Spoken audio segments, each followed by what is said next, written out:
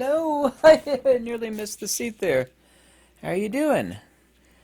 Oh my goodness, it's kind of got my microphone a little bit there. There we go.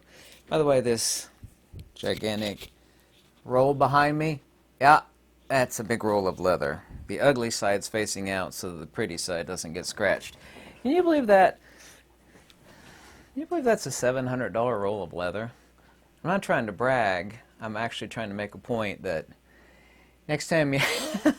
Now, it's very thick harness leather. It's like 10 to 11 ounce, which is a thickness rating. That, it's for making belts and holsters and like super, super tough bags. That next time you question how much a good piece of leather costs, just the roll before I cut it open, slice off pieces of it and sit there and wet mold it and beat it into place with like a dozen different specialty hammers and apply decades worth of skill to it and spend hours. It's like, what does it cost so much? Yeah, that would be the reason why it costs so much. Real expensive harness leather. People don't realize stuff costs that much. A lot of people also, too, don't realize that's the byproduct of steaks and burgers.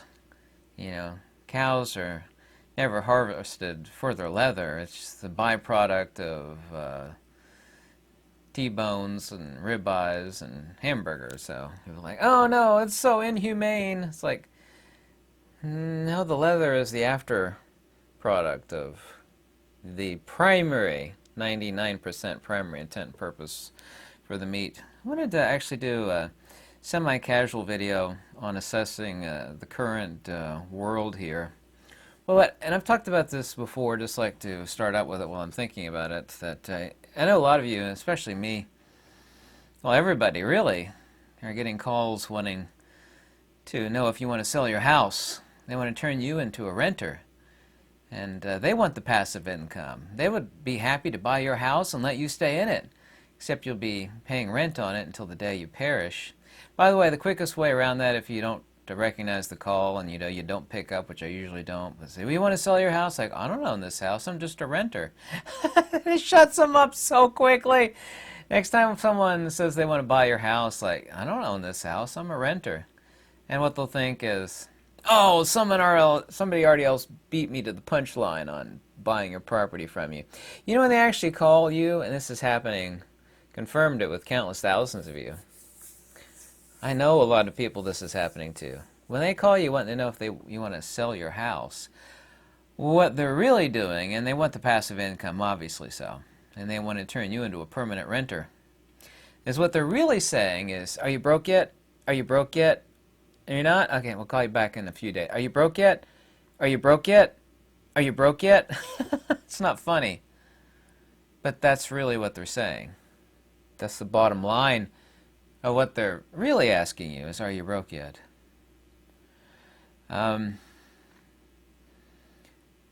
ran across this scam again. Of course, all insurance is a scam, but you need to watch out for this. I had this happen many, many, many years ago. And every insurance is running this scam. It's something you need to be really aware of. Anyway, some friends of mine have got a farm here in Kentucky, and I was looking into the insurance, and we got the insurance settled up. And there's only $300,000 of liability. Like in case somebody trips and falls on the land, they sue you, you're covered for $300,000. Is what we paid for in the policy. Now, let's think, $300,000 when it comes to lawsuits, not that much. How much more would like $1 million liability be? It's like, that's a lot more. Over $300,000? That's over 3 times as much. Yeah. Well, it's only $23 more. Same thing on, that's $1,000 deductible. This is something else really important on your car. I'm not talking about collision insurance. I'm talking about, it's called comprehensive, right? That's where, say, somebody like, slashes your tires or keys your car up and what it costs to fix it. Usually you got like a $500 deductible on that, for damage. Somebody hits with a ball-peen hammer, a hailstorm, whacks the hell out of the hood or whatever, something like that. It's like, well, my insurance is really low. I don't want to raise my insurance up. Insurance companies are scamming you on purpose on this. And I really wanted to mention this before I get into the assessing the current world thing. To drop it from $500 deductible to zero only costs me like $6 more. Your insurance agent's not telling you that. It's like, well, I got $500 deductible comprehensive. They don't want you to know that to drop it to zero is only a few dollars more. They're not telling you that on purpose. Same thing with your house insurance, your farm insurance. So look into that. If you have like a $500 deductible on comprehensive, you can drop it to zero for just a few bucks. And that is really, really, really, really worth it.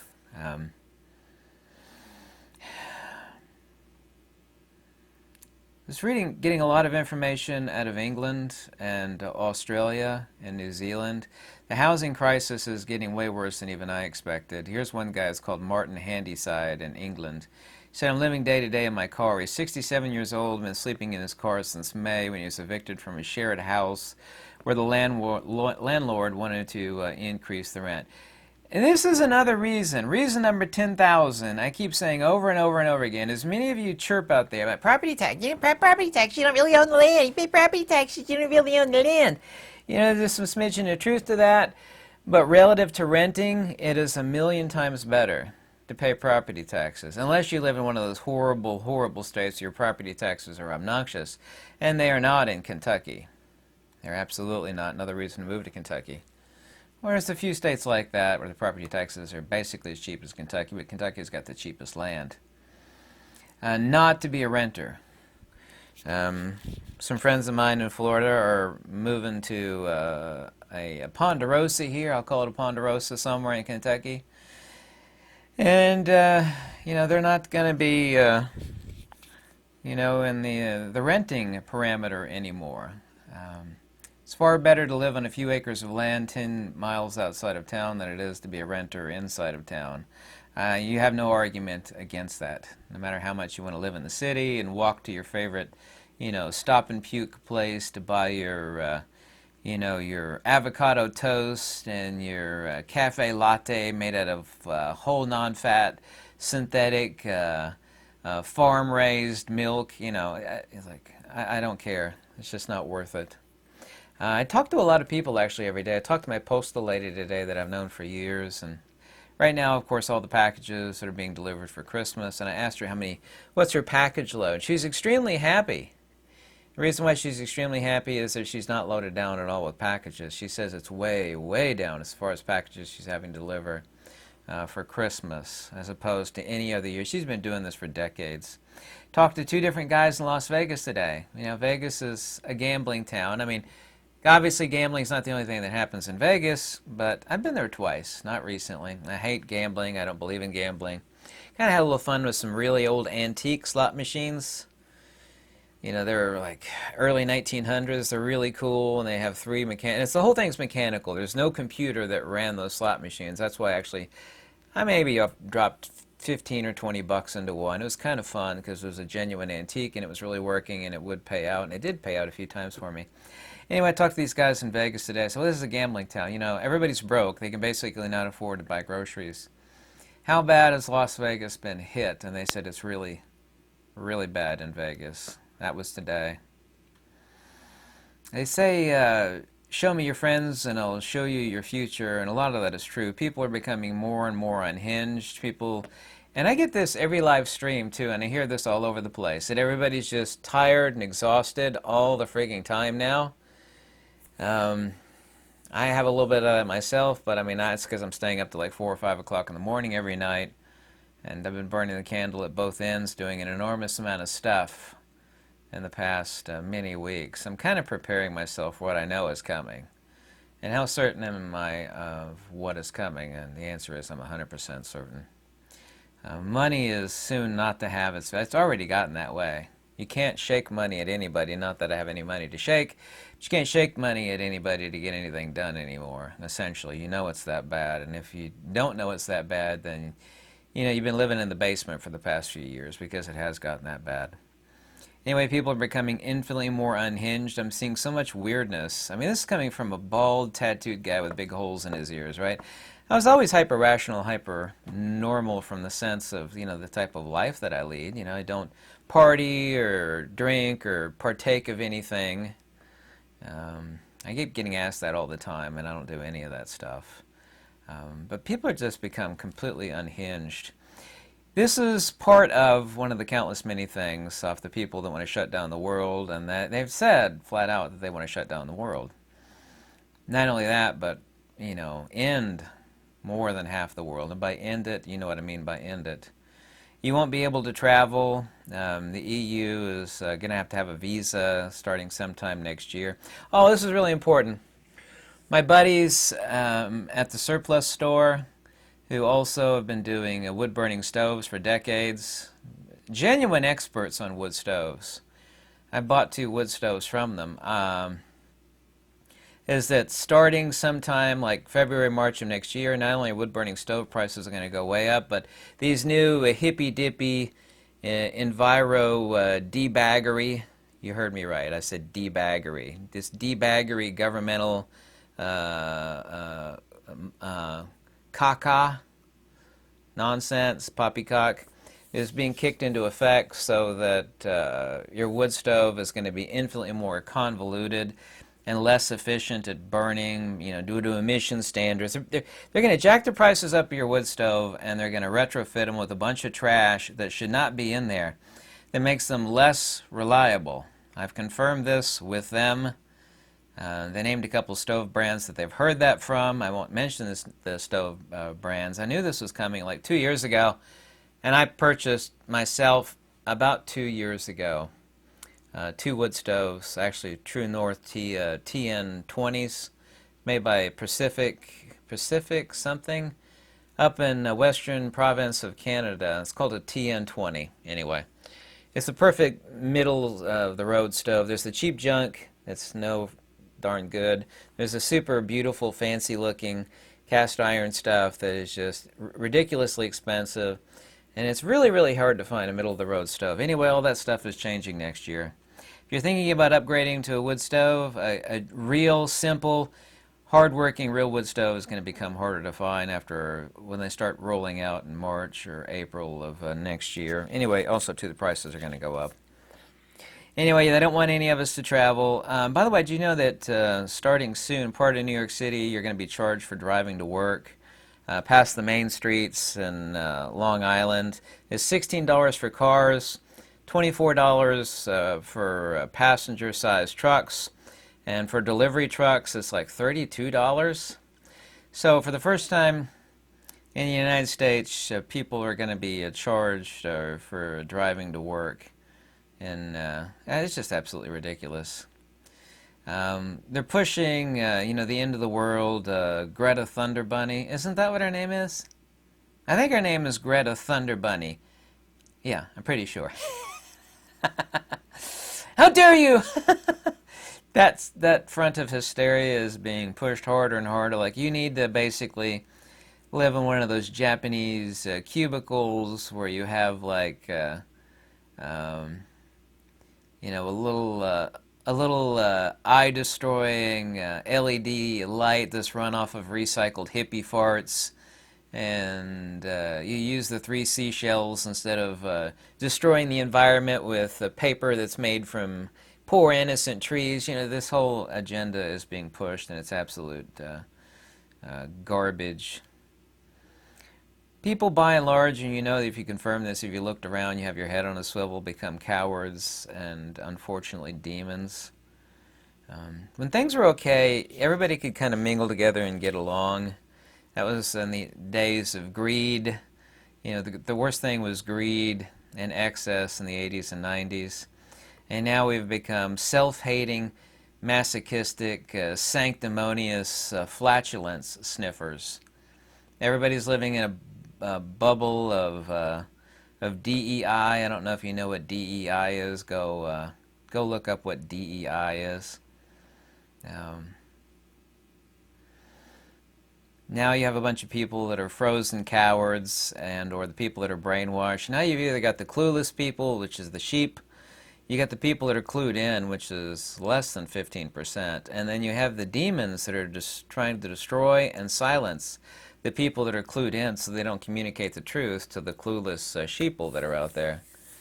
They call that a dog in the manger. You know, you got the fools, and you have the small number of people that know what's going on, and then you have these demon intermediaries that are trying to shut the people up that know what's going on and want to tell the truth, trying to shut you up and shut you down. I've said this many times, but I have to say it again. You say, well, you said that before. I have to say it again because it's so incredibly important. Time is coming fast when the only thing that's going to matter is tangibles. Yeah. You can say, well, they're going to take your land all you want. They're going to take your land. What about property taxes? What about property taxes? I'm sorry, land is still number one on the list. Not being a renter, having land, because land isolates people from tyranny in so many different ways. Well, they can take it if they want. Well, yeah, anything could happen, right? By and large, though, people that are isolated with land are way better off than anybody else. The only people that are better off than somebody with land is some mega billionaire that has a hollowed out mountain that has like a fortress of solitude, and his or her hollowed out mountain, and you know who those people are. There's very few of them. The rest of us, we have to hope for land, and or have land, of course. My best buddy, who's tighter than the bark on a tree, he's, rolling out another 50 or so grand for land that, he doesn't want to shell it out, but he knows he needs to buy it, and he is going to buy. We were talking about that just a few hours ago. So time is coming very, very close when the only thing that's going to matter is tangibles. What you need to keep yourself alive and pay the bills, where people put their money is absolutely none of my business. I never tell anybody what to do on that front. That's not my business, and it's not my prerogative. But having tangibles for sustenance of yourself and items that will last you essentially for the rest of your life, money isn't going to make it happen. Money is only as good as the trust that you actually put in it. Nails, stainless screws, hand tools, power tools that you can recharge off of battery banks that are recharged via the sun. I am so heavily invested in solar panels and know how to set up solar panels and charge controllers and inverters and, hooking up battery banks. I'm the opposite of, a tree bark chewing, sanctimonious enviro warrior. I am not one of them. I do love trees. I'm technically a tree hugger, but I'm not in league with what anybody would think is a tree hugger. I care about it because it's isolation, and this particular digit on the hands, that particular finger, given that particular signal to the powers that be, which should not be given powers. Fools give these people powers. Given that finger to entities saying, listen, I am not reliant upon you for power or for water or for wood to, to heat my house or heat my cabin. I can grow my own food. I have my own planting seeds. I know how to garden. The last time, because government doesn't do anything for anybody because it doesn't produce anything. When are the ignorant people going to get that? Government doesn't produce anything. It can't give you anything. All it could do is rob from Peter to give out to Paul. Oh, I got something from the government. Like, no, you fool. You got your own money back from you. How much in taxes did you pay last year? The government didn't give you anything. They just gave you back a little bit of your money that you shouldn't have had to give them to begin with. Duh. Please, God, if you could roll that over in your mind and how important that is, that very, very soon money is not going to make it happen. You're going to need to have tangibles. Tangibles to either protect yourself, tangibles that have dual-use purposes, both to protect yourself and are themselves a form of money. Real money. Real money is high-octane tonsil varnish, which has a million uses. I'll let you guess what that means. High-octane tonsil varnish. Pew-pews. Pew-pew-pew. The lead that feeds them. Non-perishable food, seeds, power tools, hand tools, screws and nails. It wasn't less than a year ago that I actually traded something I really wanted for a gigantic box, and it was a huge one too. It's a 50-pound box of nails, like really, really good nails that were weatherproofed and would not rust. Used to be back in the day, they would literally burn old dwellings down, burn them down, so they could collect the nails. This is, before automation, and we produce nails kind of at high speed. They would burn places down just to collect the nails from them. Those days aren't going to happen again. Well, they might actually, but that's a little far off. I enjoy myself and become extremely tickled watching how horrible electric cars are. Tesla cars are absolute garbage. I can't imagine anybody actually owning one. They're a farce. They're a pain to charge. I knew too much about lithium characteristics to even think of owning one. If I had the money to buy one, I still wouldn't do it. I could buy 4 real vehicles that are super reliable for the cost of one EV junker. There's so many people that regret buying a Tesla or any other EV. It's just how could you be that unwise to even consider buying that overpriced battery-powered toy? Don't you know what lithium does over time, what lithium does with fast discharges? And all EVs are fast discharging their lithium packs. By the way, Venezuelan president has ordered the creation of a new state called Guyana Esquiva on Tuesday following controversial Sunday referendum which saw Venezuela voters approving the annexation of land from neighboring Guyana. There is actually literally right on the cusp of an invasion of Guyana by Venezuela because it's the oil-rich. Guyana is begging the West and the EU for immediate help because Venezuela is going to roll hard on them. The president of Venezuela has already ordered the drilling of Guyana, a country that's not theirs, but they're going to annex it. They're going to annex it by force, and of course Guyana is essentially defenseless. So they're going to roll hard on them with basically no resistance, because they know the West and the EU won't do anything because they're all spineless, dithering lip flappers. Everybody that I know of, and I've known this for well over a year now, that 2024, i.e. what happens here in about a month, all next year is going to be a special, fresh kind of Hades. Purgatory is going to descend in 2024. There's a lot of stuff going on in 2024. I don't need to tell you what those are. You can kind of figure that out. Right now, too, every day, the United States is stoking full-on conflict with Iran. It's coming. They're going to use it as an excuse to alter things about November the 4th in 2024. I'm putting that in air quotes about what's going on then. There's going to be a full-on, not that militarily or power-wise the United States has anything to fear from Iran. They really don't. It's their best friend, which is Russia, is the issue. But anyway, the United States is stoking full-on conflict. Hey, did you see this released video and ending here?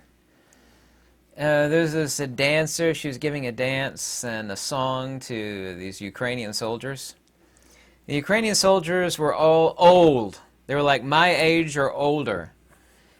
And the video's panning around in this auditorium in Ukraine. Everybody's in their military gear, these Ukrainian soldiers. They're all really old, and they all look completely disheveled, crestfallen, depressed, confused, angry. And there's this cute young girl that's singing for them, trying to cheer them up, and they all look like they're literally on the edge of death. Like they've given up complete and total hope on life itself. They're like, everybody in the audience was like this. It's not funny. What do the average age of the fighting Ukrainian soldier is? It's like really, really, really old. They've run out of young people. The only people left are like old coots with either all gray hair or no hair at all. Kind of look like me. That's a bad sign. I've told you since day one, Russia is a gigantic gas station and armament depot, and it is. It's got basically bottomless militaria that it could spit out. Russia is basically like a gigantic of emporium of half crude oil and half army surplus, except it's not surplus. It's just a big, it's just a big armament slash gas station, and it's a bottomless pit of that. Raw materials, armaments, natural gas, crude oil, titanium, platinum, uranium. Doesn't know how much money the feds print.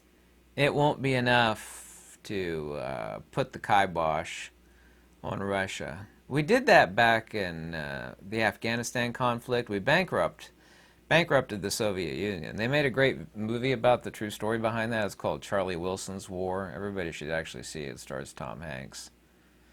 Anyway, tell me what you think. I read every comment.